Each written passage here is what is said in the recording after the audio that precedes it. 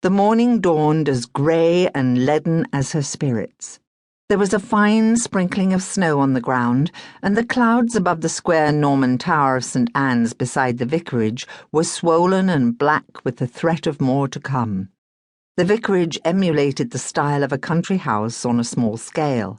The public rooms were on the ground floor, with the drawing-room to one side of the hallway and the dining-room on the other.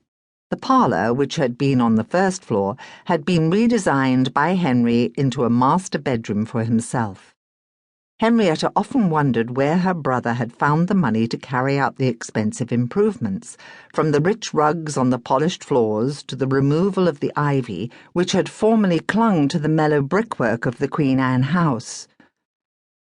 "We live on the grand scale, but in miniature," Henry would say to visitors, with a deprecatory wave of his plump hands. Henrietta sat down at the pianoforte in the drawing-room to play some sonatas to calm her jangled nerves. She was so intent on the music that she did not hear a visitor being announced, and it was only when a discreet cough from the housekeeper penetrated her thoughts that she gave a start and turned round. There stood Beau Reckford, impeccable in morning dress, from his blue swallowtail coat of Bath superfine to his glossy hessians, giving her a courtly bow. Henrietta was wearing her oldest dress of grey kerseymere wool, and she blushed painfully as she got to her feet. "I am sure my brother will be down directly," she stammered. The beau nodded and stood for a minute, wondering if she were ever going to ask him to sit down. Custom dictated that he should make calls on all the ladies he had danced with the night before, and he had hoped that the visit to Henrietta would at least prove to be an amusing interlude, but the girl seemed to be painfully awkward and shy. "Aren't you going to ask me to sit down?"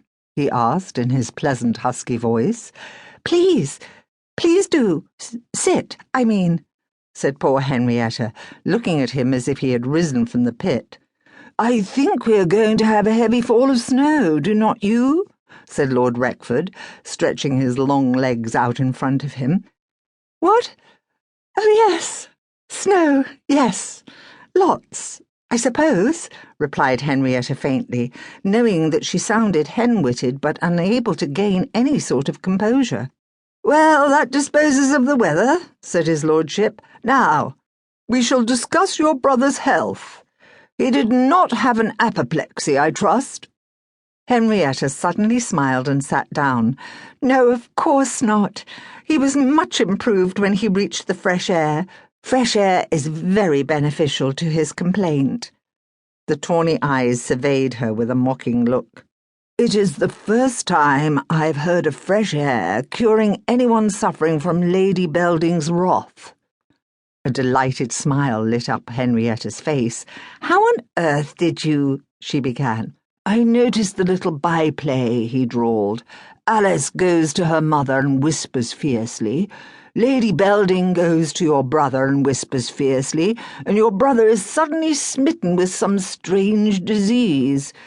If you will forgive me for speaking so freely, I assure you I did not enjoy the ball after you left." Henrietta's large eyes shone with a gleam of mischief. "Thank you for the pretty compliment, my lord. The sudden loss of your company quite devastated me myself, I must admit."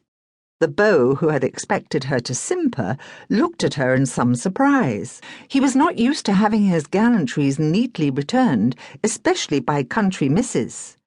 He leaned forward and said with mock intensity, "I am glad my feelings are reciprocated, Miss Sandford. May I kiss your hand?" He dropped a light kiss on her wrist and glanced up at her from under his lashes. Now, how would Miss Sandford of the vicarage cope with that? Henrietta's heart had given a painful lurch, but not by one flicker would she betray to this heartbreaker the strength of her feeling for him. She held her wrist to her cheek and looked at him soulfully. "I may never wash this poor hand again," she said.